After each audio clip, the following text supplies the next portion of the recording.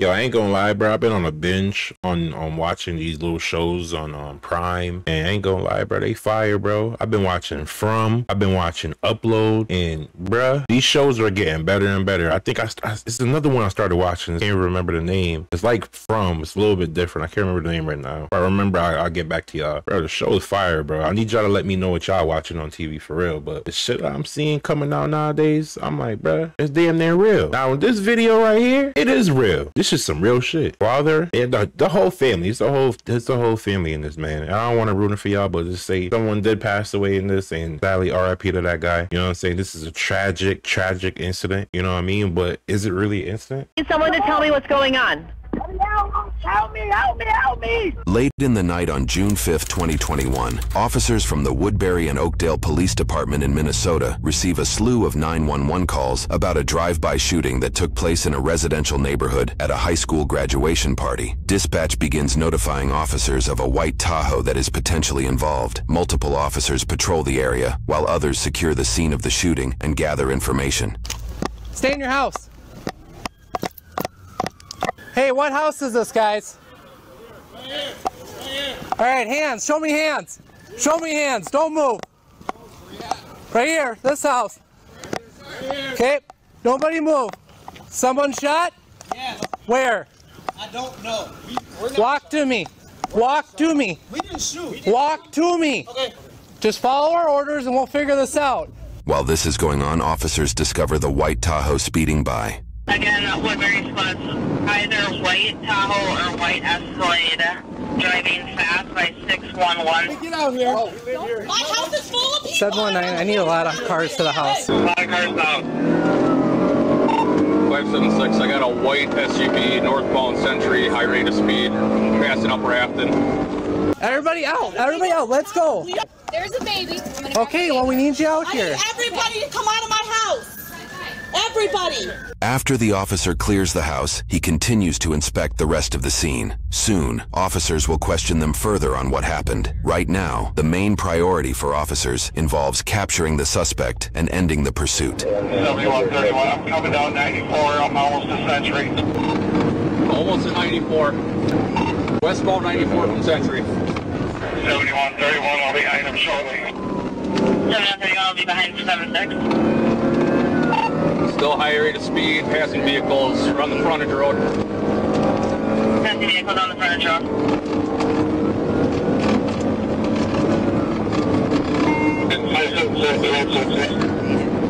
Committed westbound 94. Committed westbound 94. Still westbound under Ruth. Westbound under Ruth.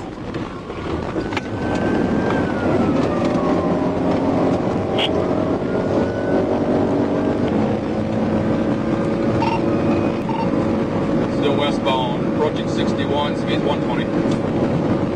Approaching 61, speed 120. That Tahoe going 120?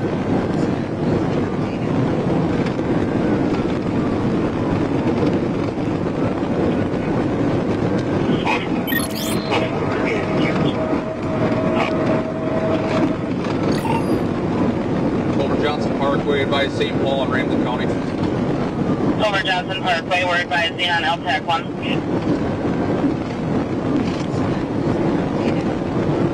7131, I'm left on Paul calling.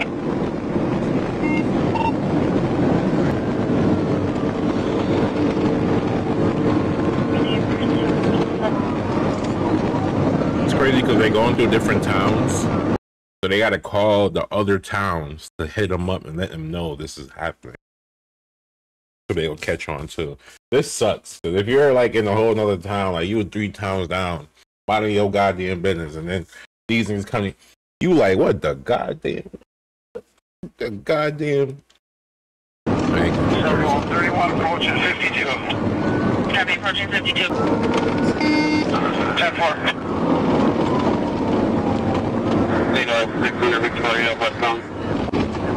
6 westbound at Victoria. He pushing that Tahoe. Who would that be pushing that Tahoe, man? Approaching 35 east. Like GTA. They say he not hitting no poles or sidewalks. Yeah. Driving conduct, vehicles driving over 4 lanes of traffic, no signals, making erratic turns. Cameras fucked up. Usually got better cameras than this.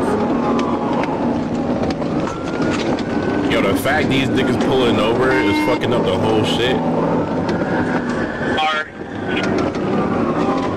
Gonna catch his ass, man. He almost out though. He might. He should have took a U-turn. Need a pick car to the front. Then he slowed down, like they're not gonna ram his ass. They rammed his ass. Why you slow down? You was going 120, bro. Go ahead, pay that 12. Hey, yo. Show me your hands! Keep your hands up now! Don't move! I'm gonna terminate where do not move! Turning. Shot in the back. There's someone shot. Okay. Don't move, I'll get you somebody. We got someone shot in the back. 7131. Why you go to the hospital? In the back seat here. You start me right from St. Paul. Having someone shot in the back seat. We're not gonna shoot. You keep your fucking hands up. I have an ambulance coming. Do you understand me? Yes, we will. Chicago Avenue. Okay? I want you to get out of the car. You. Get on the ground! Get down! Get over here on the ground now! On the ground now! Hey, yo. These niggas said I gotta go. So hold this driving by like, yeah. Get on the ground! Get down! Get over here on the ground now! On the ground now! Driver, you turn. crawl over to me. Yep, you crawl over and you get on that ground now. Jackson, we're serving an ambulance. Welcome to Jackson. Get on the grass. Right there. On the grass. Go to the grass. Go. Get down! Going out. He's shot in the back. I'm down, please, my brother shot in the back. Please help. Please help. I'll clasp your hands. Where's he shot at? I got a shot. Where'd he get hit? Back! He's unconscious. All right. 14 years old. Please get him in. You got his legs? Officers out with individuals. Is he breathing? I can't tell. I don't think so. Actually, we'll go your way. Yeah, he's got one in the back or two. Get him to the hospital. Yep. Stay him over there. Should I grab his arm? Yep. I got gloves on right now. Sit up on the curb. Sit up. Stand up. Scoot back on the curb. Sit on the curb. You're good there. Hang tight for me, okay? I gotta just carry him, guys.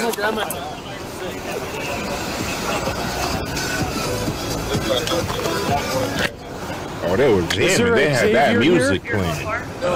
Do you guys know Xavier? No. Okay. This officer inquires about a known individual attendee of the graduation party, Xavier. Back at the crime scene, witnesses noted known attendee Xavier and two of his friends got into a physical altercation with another attendee, Davion, before the shootout occurred. After Davion and his group of friends left, witnesses shared that Xavier and others fired their own guns at the vehicle involved in this chase. Xavier and his group of friends apparently took off immediately after the shooting. Nobody seemed to know where they were, nor would they find them that night. Shortly after this, 911 operators would get a call regarding a possible domestic situation they initially thought was unrelated to this case. However, they would soon learn that the call came due to the shooting victim's mother, Tricia, crying out in remorse over her 14-year-old son being shot. While officers are on scene at her home, Tricia's other son, 16-year-old Davion, his girlfriend, 19-year-old Brianna, and a friend to the family referred to as an auntie arrive. The two kids are panicked about what they just experienced. At this point, officers know that the 14-year-old in the back seat of this vehicle was shot and that the driver was indeed rushing to the hospital. After securing the scene, multiple officers lift the 14-year-old up, each appearing to grab one limb each, and physically carry him about 50 yards over to Regents Hospital, a level 1 trauma center in St. Paul. Oh shit, they carried him. The man driving the vehicle was soon discovered to be the boy's stepfather.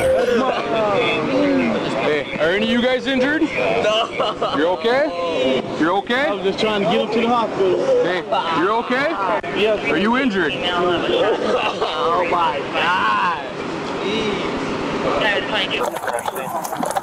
Copy, any spots to confirm code 4 crash scene? So they're carrying him. Yeah, good. In the back. Switch.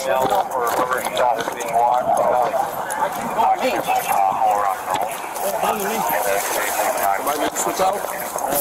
Which door are we going in?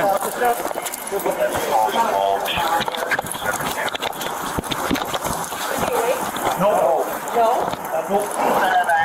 With LTAC 1, you'll fill the dispatcher. Officers soon questioned the other occupants of the vehicle and found the driver to be 35-year-old Keith Dawson, the stepfather of the 14-year-old shooting victim. He was traveling with his younger brother of 20 years, 15-year-old DeMarco, and a friend of DeMarco's, 15-year-old Michael. Simultaneously at Trish's house, officers questioned Davian and Brianna. They shared with officers that they were shot at after a physical dispute between Davian and another individual named Jaden Levon Townsend, 19, assisted by two other aggressors, Xavier Drew Hudson, 17, and Enrique Lucio Davila, 23. The story they told officers aligned with Keith's telling of the event that night, which we will cover in a moment. Officers then left Trish's home, likely due to the domestic dispute being resolved and questioning deemed complete. This leads us to the interrogation with Keith Dawson, who was just informed that his 14-year-old stepson, Damaris, did not survive his wounds. I can hang out here with Keith, okay? If you guys just want to hang out. Damaris did not. Damn, 14, bro. Survive his wounds. I can hang out here with Keith, okay? If you guys just want to hang out in the hall, because Adam's got two right down the hall that he's going to be trying to have parents come and pick him up and stuff, okay? Absolutely. So, okay, thank you. We brought you mind-boggling video of crashes like these for years. But what happens to the victims? Apart from sometimes serious injuries, they can face months of paperwork, enormous medical bills, and life-changing impacts. But when you're seriously hurt, you could be entitled to millions of dollars in damages. Stop getting lowballed, and you could pair up with a proven winner, the largest personal injury law firm in the nation. Morgan & Morgan has a huge network of over involved in life severe and offer. He is a law firms now by going you get into St. Paul there and /MN Crime, or find the link in the description. You get into St. Paul there and it sounds like they pitted your car. Okay. Twist you around. Yeah, I was trying to go slow. I didn't want. He had y'all sending me around. You know, I'm trying to get to the hospital. Yeah, hey man, they get so much shot. My son shot, man, shot. You know, that's why I'm gone. I ain't got time to be stopping, man. I'm going to the hospital. Yeah. That little second, any second could have saved, you know.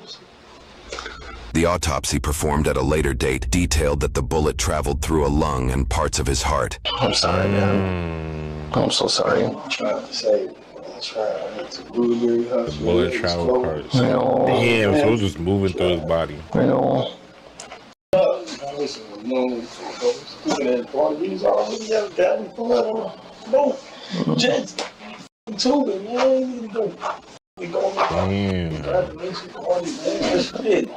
That's what Michael said. I know. I'm so sorry, Keith. All right, whoever's talking look like they kind of calm him down, but Keith, I'm kind of coming in on the back end. I have, I've been talking to people and I have a good idea of what's going on here, okay? And I know that I understand the reason why you just kept on going to the hospital. Makes complete sense. Stop me, call me, told me to come, man. They robbing them and stuff, and brother and stuff. Okay. Before we get into that, I know you're going through so much right now, but because I have you here, okay, I have to read your rights. I'm not saying you're going to jail, okay, but I have to read your rights because you're technically in custody, okay? So before we get into details, if you want to get right now, you have the right to remain silent. Do you understand each of these rights I explained to you? Okay. Do you want to talk here today?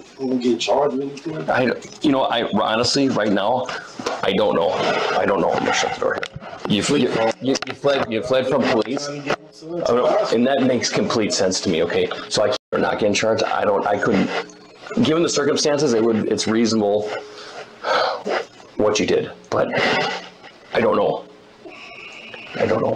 My plan is getting you home.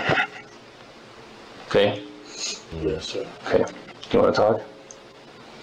Yeah. I'm wondering if some guys or something, but I don't know. Damaris was saying that? Damaris and Davion or whatever. Okay. Something with his older brother, I don't know why they messing with my kids or something, you know? Yeah. They don't be out on the streets and nothing like that. So So he called me tonight.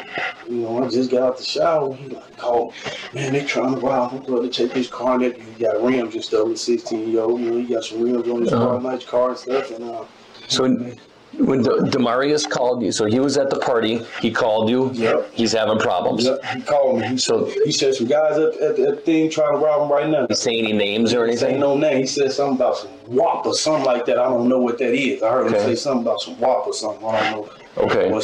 Likely referring to Xavier, is part of the Okay. Here, Keith mentions the aggressor, likely referring to Xavier, is part of the WAP. He probably means the Bad Side Mafia, aka WAP gang of the Twin Cities. According to the Pioneer Press, a criminal complaint surrounding Xavier's crimes as a juvenile indicated he was a known associate of the gang. His juvenile crimes included a robbery at gunpoint, where he shot at his victim as they attempted to flee in February of 2021. He was apparently given a conditional release from this crime on May 25, 2021, 11 days before Damaris's killing. Reports also indicate that, the day before the events in this video, Xavier had allegedly used a firearm to threaten other persons inside a restaurant. In an interrogation held at a later date with Xavier, the 17-year-old describes in his own way what the WAP is. What's the WAP? W-O-P-P. What does that stand for? WAP? Yeah. You got it all over t-shirts and stuff in your room and hats in the house and... Yeah, on top. What did they say? I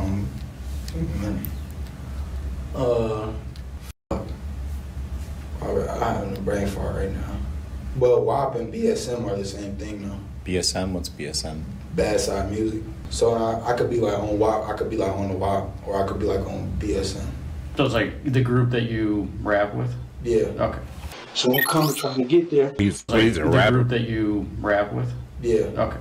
So I'm coming trying to get there. By the time I got there, I pulled up and started shooting from both sides, you know what I'm saying? So when you got there, you saw this, you heard the shots? Yeah, when I got there and I pulled up, I started shooting from both sides or something like that. And then I took off straight, just going straight, because I don't know where it's going. It's night, you know what I'm saying? I don't know what bullet's coming from or whatever. Yeah. You know what I'm saying? She come through that way and coming out, you know what I'm saying? I don't know. I'm just going, you know, so I get to going fast, duck it down, trying not to hit nothing. And I'm like, there's a lot of people out there and everything. So as I'm going down that way, they must was coming behind me too. Demiris and them driving behind me. They shooting at them too. You know what I'm saying? So I guess when they shooting at them, by the time we got to the end, it's a roundabout, like a dead end thing. Now I don't know my. Was it like a park? Yes, a park down there. So I get right there. We get right there. I see them. I'm thinking this the dude and I'm finna start shooting, but that was David and Demiris. And they tell me, Demiris shot, jump out. I grab him and put him in the Tahoe with me to try to hurry up and run him to the hospital. Me and DeMarco and Michael. Yep. We all jump in the car. He shot. Where? I don't know. I'm picking him up. I don't see no blood on me or nothing. Pick him up, throw him in the car. I'm flying. This scene that Keith shares here is captured during a 911 call. Starting date Saturday, June 5th, 2021, 22 hours 43 minutes 8 seconds.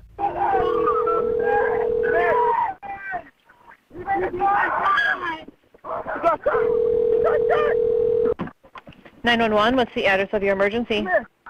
Hey! Oh, my cousin died. My cousin. He died. We in the parking lot. My cousin, he got shot. My cousin just got shot. Your car is being... What is going on with your car? Just got shot. Your car got... What's going on? Oh, they got bad, bruh. Them dispatchers need better phones. They can't hear shit.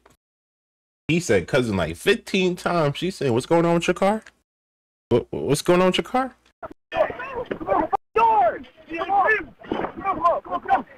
Hello, I need someone to tell me what's going on. Hello? Hello, I need someone to tell me what's going on. They need better headphones. Help me. They need some gaming headphones. You can hear footsteps and shit. Help me. I need to know where you are. I'm trying to help. Come on. I need to know where you are. No. Man. Come on. Y'all gotta put the GPS on. Hello? The caller suddenly hangs up. The moments after this lead to officers arriving on scene and beginning their pursuit. From the moment this 911 call was initiated to the moment officers transported the boy over to hospital staff, roughly 15 minutes surpassed. Was he making any noises? Or? I heard threw him in the car. You heard him kind of move, okay. And then your fiance, is she, do you know where she is right now? She at Regis. Okay. And what's your fiance's name? Trisha. Trisha. I'm just gonna step out here. I'm gonna try and find my partner and see kind of where we're at and see what we can do about you, okay? After this officer left the room, he found Keith, and his party's telling of the situation contradicted other witness statements collected at the scene of the crime. Shortly after this discovery, the officer returns to question Keith again with this newfound information. All right, Keith, this is my partner, Paul, here. Hi. Paul was at the scene, and he talked to some people to try to get the perspective of what happened there, okay? Our goal is to find out exactly what happened. And I think there's some inconsistencies you're telling me. We want to get to the bottom of this. We know there's a couple casings in your truck. What happened? Pulled up. There's some guys out there, they started shooting, like I told you. Okay. They started shooting. They shoot you on this side, they shoot on that side. So I was out talking to witnesses, as far as I can tell, that they don't seem to have a dog in the game. They're telling me that there was a fight between a couple of the kids that were at this grad party, and that Davion was saying something similar to, I'm gonna make some calls and I'm gonna keep this bitch up and blah blah blah blah blah. And within 10 minutes or less, they see a white Tahoe come into the neighborhood. One person said it was kind of creeping, with the person looking all around, and then another person said that it was kind of driving and like quick stopping, like it was looking for somebody or looking for something. And I got people that were standing by a car across the street right next to it, and I got people standing at the foot of the driveway that see this car come in. They see a lone male driver in a light SUV, lean over and start popping rounds. They see the flash coming on the inside of the car. They saw nobody else in this SUV, and that is the first shots being fired towards this other group. And then there's a slight pause, and then just a rally of bullets flying and everywhere, and everyone went scattering and running and hiding and ducking. How do you explain that?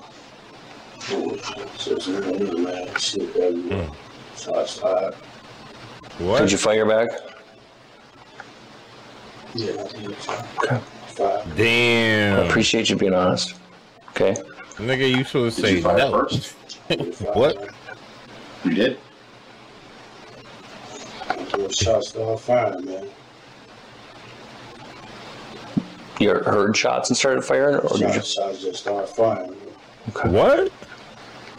Did they start before you started, or did you start because there was some stuff told to you by people that were there that made you feel like you needed to react in a certain way to protect your family or to protect whatever? I was trying to rob and take my stuff from my kids and stuff. And stuff kept going on or whatever, man. Okay. So who fired first? Fired first. You did? Oh, shit. How does that resolve the conflict between your kids and these kids? Or was it just anger? Anger, man. He's done. Keith's response was redacted by the court, likely on a motion by the defense. Where's the gun? Some shit. I do it. Okay. It's over there on Century. Do you think it's on Century? Yeah, so Century in the parking lot. Century in the park. What parking lot? It's a parking lot on Century by that SA over there, by that apartment building. Okay. We need to try and figure out where this gun is so it doesn't, a little kid don't pick up this gun. Okay.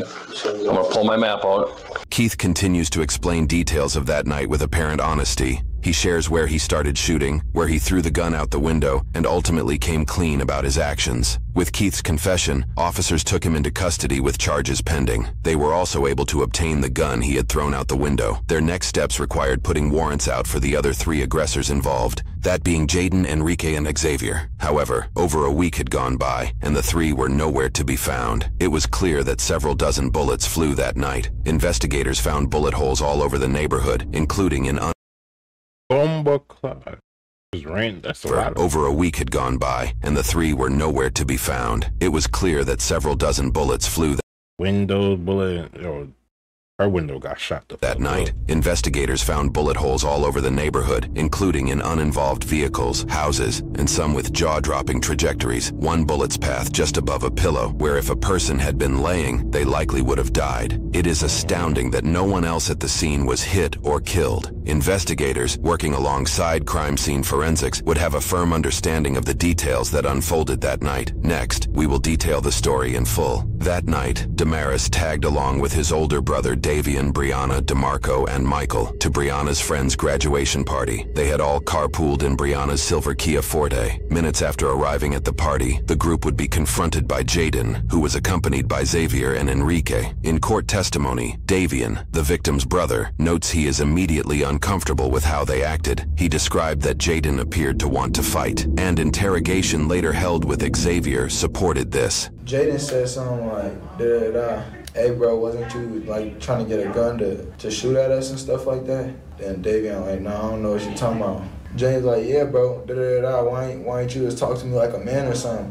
I feel disrespected, can we fight? Davian was like, nah bro, I'm not fighting you and shit.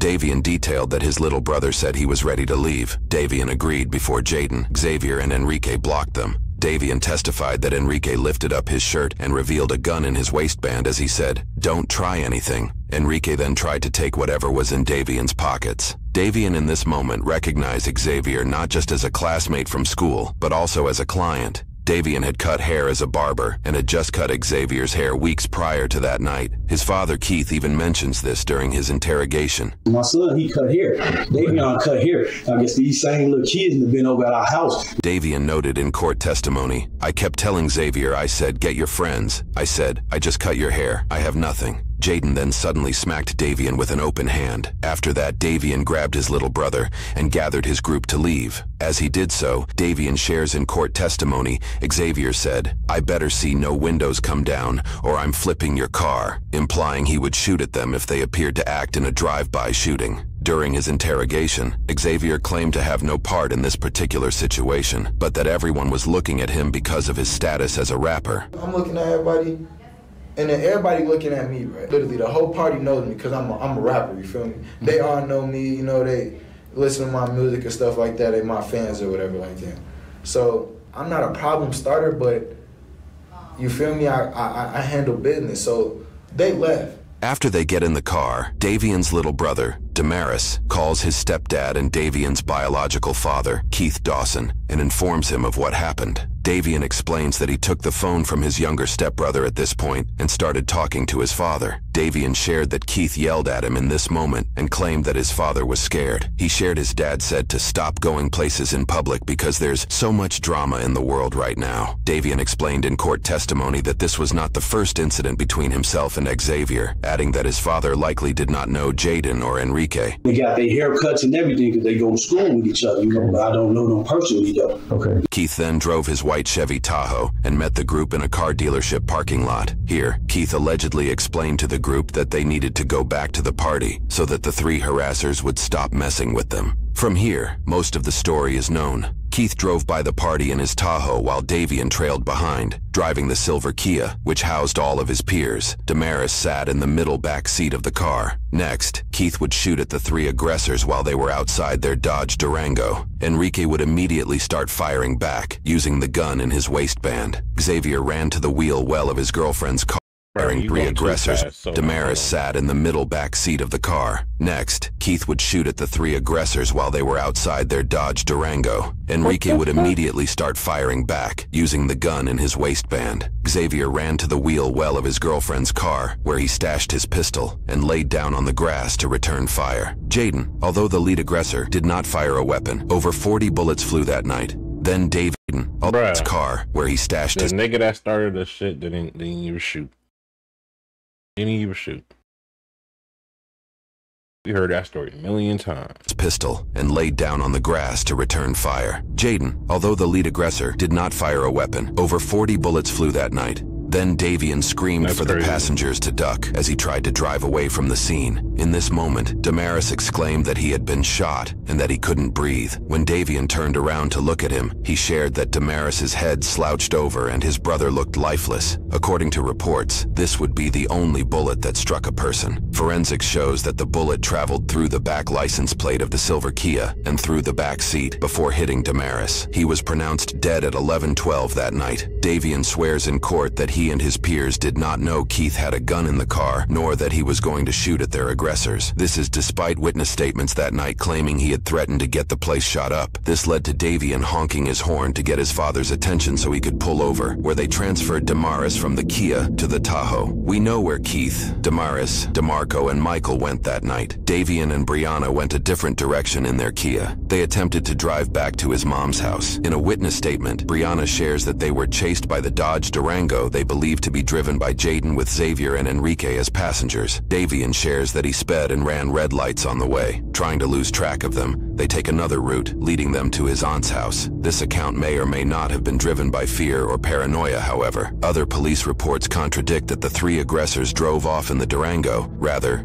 Xavier, his girlfriend Alexis, Enrique, and others got in her red Honda Civic and were followed by Jaden in his Durango, where they stopped at a gas station and then went to Xavier's home. Because Xavier had a juvenile criminal history, officers were already familiar with him and his address and attempted to extract him from his home that night. Though officers were not able to find him, Xavier shared a surprising revelation about where he was that night. So you were still kind of in the area when Oakdale PD showed up at your house? Oh, I watched everything happen. Like, I watched them surround my house 4 times. Did you stay there all night and watch it?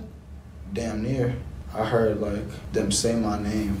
Okay, that's probably with the big giant armor tank looking thing or whatever. Yeah, there's 3 of them. Brianna and Davian, believing they presumably lost their assailants, entered his aunt's home and informed her of the situation. From there, she drove them in her car to Davian's house and discovered police were already there questioning his mom, who had already been informed her other son was shot. That night, Davian and Brianna's story aligned with the first account Keith told. The following morning, the pair were questioned again and were informed that Keith told the whole truth, prompting them to do the same. The incident occurred on the night of June 5th, 2021. The report much of this information was extracted from was written on June 10th. The 3 initial harassers, Jaden, Xavier, and Enrique, were still at large at that time, their whereabouts unknown. In the days after the shooting, it was discovered that Xavier fled the state of Minnesota, traveling all the way to Florida. He was assisted by his mother, Susan Blood, and his girlfriend, Alexis Moore. On June 15th, 10 days after the shooting, the vehicle they were traveling in was discovered coming back through Wisconsin. It was apparent that Xavier changed his appearance by cutting his hair short. Officers followed them into Minnesota, where they shut down Interstate 94 and apprehended the 3 of them. After his apprehension, officers investigated the search histories of Xavier and Susan's phones. The findings alluded to fleeing and hiding. Within hours after the incident, Susan searched hotels near me. Other searches made on their way to Florida included, how do you get to Mexico? What do you need to cross the border? And, can police trace iPhone? On the way back into Minnesota, they were searching for flights that went from Minnesota to Texas, implying he may have continued to run if he was not apprehended. On June 16th, court documents indicate Jaden turned himself in. Finding Enrique would prove a difficult feat. How tight are you with... Jaden turned himself in. Finding Enrique... Oh, so that's Enrique right there. It would prove a difficult feat. How tight are you with Enrique? Not really. Okay. He won't listen to y'all.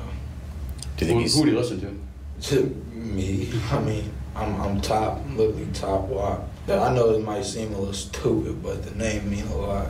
For months, officers asked the public for information of his whereabouts, sharing photos in this known video of Enrique, brandishing the gun he used in the shooting. He was eventually found hiding out with a family member, avoiding custody all the way until September 30th, 2021, nearly 3 months later. During interrogations, Xavier admitted to shooting 19 shots at the white Tahoe, a statement that forensics would find accurate. I know how many times I shot. How many? I shot 19 times. The only controlled shots I had was them 5 shots. So the first 5 were more controlled. Yeah, the first. And then you were going for like I don't know, fire superiority kind of thing. Right. An amended criminal report notes that Xavier had a previous charge of delinquent felony possession of ammunition, pistol, or assault weapon by a person under the age of 18. This legally made him ineligible to possess a firearm. Investigations found that at least 21 bullets were shot from Enrique's gun. Around 4 shells were found in Keith's Tahoe. In his interrogation, Xavier freely gave his opinions on the whole situation. I didn't have a problem with this little kid that passed away from me. I feel really bad, but his dad's gonna live with that shit. Yeah, this is one of those circumstances where everything had to fall in order. At the end of the day, you know what I'm saying? Like I said, I wouldn't have caused the problem. Yeah. I would have left it at what it was. They took it in their power to call their dad, meet with their dad, and come shoot at us. You fucked up, like that's your fucking fault. That's what's making me so non-caring about the situation. Ball was in their part, and they played it so foul. You know? I agree. And it ended up in a little boy's life being taken. That shit is tragic. He could have left it alone. He should have been the grown man he's supposed to be and left it alone. But that's true. We started a gun battle in the middle of a residential neighborhood. That's one kid dead, bunch of houses shot up. Just wish I would have stayed home. I ain't go there with any intention to hurt anybody. I didn't mean to hurt anybody. I protected myself and my loved ones. I protected my girlfriend. I protected damn near everybody at the party. Yeah. I'm like Superman. I'd have killed 4 more people for that's my life right there. That's my lifeline. Like I'll fuck around and kill myself if I ain't had her. Alexis? Yeah, like that's my real life soulmate. Like I wouldn't know what to do without her. Like I'd probably be fucking crying right now if it wasn't for real shit. I'd probably off myself, like dead ass serious. I need her in my life. Like people don't get that. You know, some people keep other people emotionally stable. She keep me emotionally stable. Whatever this time finna be, I could get through this knowing that she finna be there when I get out. I wish it, you know what I'm saying, it wouldn't have been him. I wish the dad would have died. I wish that boy that's in, that stepdad, whoever's in custody, I wish he would have passed away. That would have made me a little more, you feel me, comfortable. I'm not very uncomfortable right now just because of the whole situation. Like, it wasn't my fault. Because at the end of the day, bro, I talked to one of my lawyers already and they was just telling me, I'm good. I'm not worried about being charged with no second-degree murder. Like, come on now.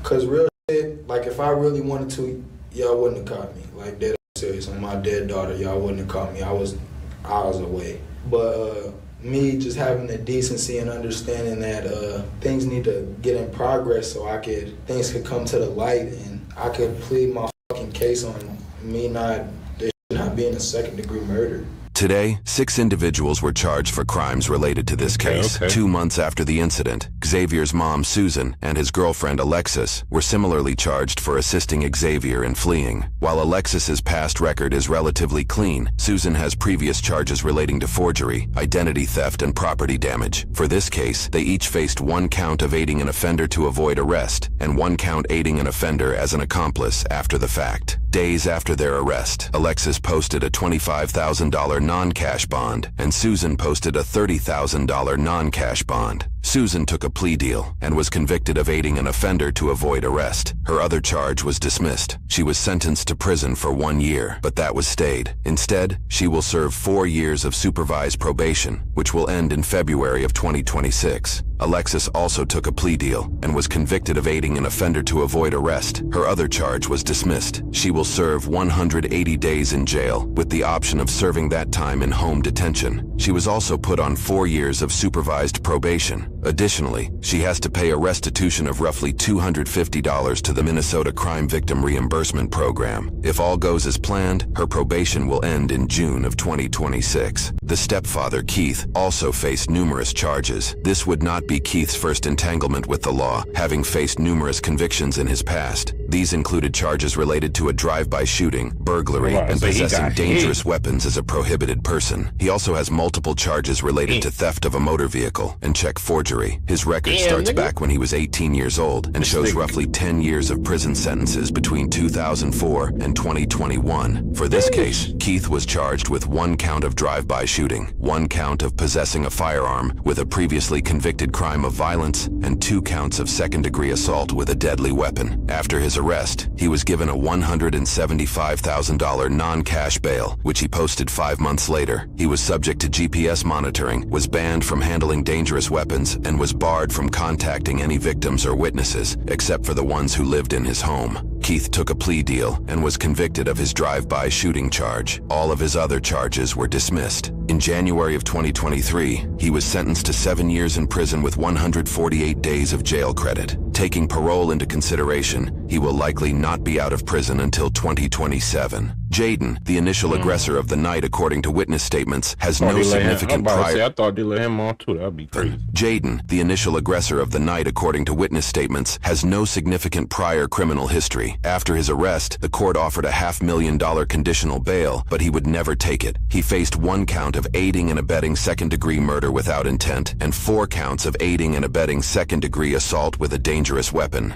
Jaden took a plea deal, which dismissed all charges save for 1 charge of aiding and abetting second-degree assault with a dangerous weapon. Over a year after the offense in June of 2022, he was sentenced to 3 years in prison with 371 days of credit for time served. He must pay restitution for a total of almost $25,000. Just over $8,700 is to be paid to 2 different claims of the Minnesota Crime Victim Reimbursement Program, and nearly an additional $16,000 is being paid to the victim's brother's girlfriend, Brianna, whose family submitted claims and victim impact statements regarding that night's toll on her life. Jaden has likely served his time at this point, but court records indicate he still owes nearly all $25,000 of restitution. Enrique proved to have a violent criminal history. He's been convicted of previous charges for assault, fleeing the police in relation to vehicle tampering, first-degree aggravated robbery, giving police a false name and leaving the scene after causing an accident. For this case, he faced 1 count of aiding and abetting second-degree murder without intent and 4 counts of aiding and abetting second-degree assault with a dangerous weapon. Through investigations, it was found the bullet likely fired from Enrique's gun was the one that struck and killed 14-year-old Damaris. This was based off of analysis connecting the bullet to his firearm and DNA and video evidence linking the firearm to his possession over Xavier. He took a plea deal and pled guilty to 1 count of aiding and abetting second-degree murder without intent and 1 count of aiding and abetting second-degree assault with a dangerous weapon. His other 3 counts were dismissed. For 1 count of aiding and abetting second-degree murder, he was sentenced 20 years in prison with 946 days of credit. For second-degree aiding and abetting with a dangerous weapon, he was sentenced 3 years and 3 months, but this would run consecutively, making his total sentence 20 years. Needing to serve at least 2/3 of his sentence before being eligible for probation, he will likely be in prison until nearly 2038, when he will be 41 years old. He is also jointly responsible for the restitution applied to Xavier's case.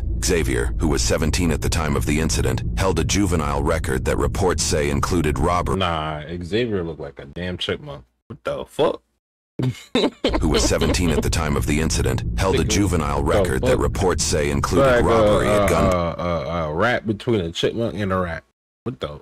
Point, along with alleged armed threatening and possible gang associations. The incident took place 2 months before his 18th birthday. This fact, along with the seriousness behind his current and past crimes, caused him to be tried as an adult. For this case, he originally faced charges of 1 count of aiding and abetting second-degree murder without intent, 4 counts of aiding and abetting second-degree assault with a dangerous weapon, and 1 count of possession of a dangerous weapon as an adjudicated delinquent. 5 months after his arrest, he paid a $750,000 bail using a bail bond. However, it appears the court reversed that decision months later, apprehending him once again. They would eventually offer a $5 million cash bond that would never be taken. Through court deliberations, Xavier faced increasing charges of second-degree assault. He originally pled not guilty to all charges. During court testimony, Jaden apparently made an unexpected appearance. He was able to do this as the trial took place in late 2023, while he was out on probation. Reports by Fox 9 indicated Jaden had to be escorted by security out of the courthouse. Court transcripts also share a disturbance that happened in the parking lot during the trial that prompted an increase in security which may or may not be related. In September of 2023, Xavier was found guilty on all 10 counts he was tried for, which included 1 count of aiding and abetting second-degree murder with an added statute of murder, 5 counts of aiding and abetting second-degree murder with a dangerous firearm with a prior violent criminal history, and 4 counts of second-degree assault with a dangerous weapon. He would ultimately be convicted to 1 count of aiding and abetting second-degree murder and 2 counts of second-degree assault with a dangerous weapon. His total sentence is 37 years and 3 months with 692 days of credit. He'll have to serve roughly 23 years and 8 months before being eligible for probation. Xavier will likely not be out of prison until nearly 2048, when he will be 44 years of age. He must also pay a total restitution amounting to just over $16,000, for which Enrique is jointly responsible. Just over $8,700 is to be paid to 2 different claims of the Minnesota Crime Victim Reimbursement Program, and just over an additional $7,000 is being paid to the victim's mother, Tricia. Currently, Xavier is going through the Court of Appeals in hopes to either reverse his verdict or reduce his sentence. That outcome is... Hey, yo. Damn.